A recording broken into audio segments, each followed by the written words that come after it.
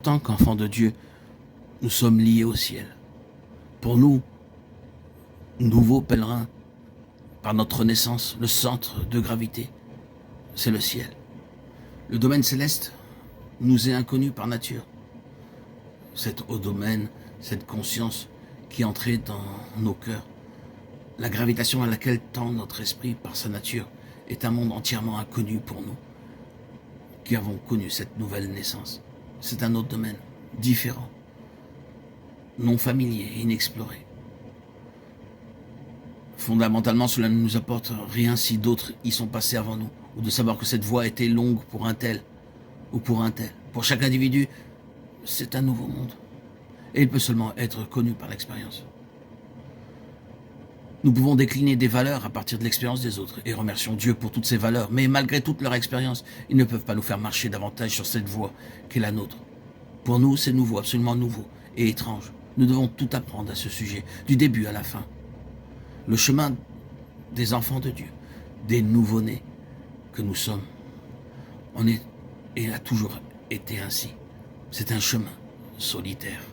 Personne ici-bas ne peut nous donner cet héritage. Nous devons obtenir le nôtre dans ce domaine si étrange et inconnu, exigeant fondamentalement une nouvelle constitution sur ce nouveau domaine, avec des capacités que nous ne possédons pas naturellement. Aucun homme, par la recherche, ne peut découvrir Dieu. Job 11:7. Nous n'avons pas cette capacité, ce doit naître en nous, du ciel. Nous devons nous-mêmes tout découvrir. Nous devons nous-mêmes découvrir Dieu dans chaque détail de sa relation volontaire avec le cœur de l'homme. La lumière peut venir par un témoignage, la lumière peut venir par les Écritures. L'aide peut venir par le conseil, l'inspiration peut venir à nous par ceux qui ont labouré ce domaine et montré le chemin. Mais en dernière analyse, nous posséderons notre propre domaine spirituel dans les lieux célestes. Alors cultivons-le et exploitons-le. Vous savez que cela est vrai et que vous suivez cette route-là dans la vie spirituelle. Vous devez le découvrir pour vous-même. Oh, combien nous aspirons à ce que quelqu'un nous révèle et nous introduise dans l'expérience.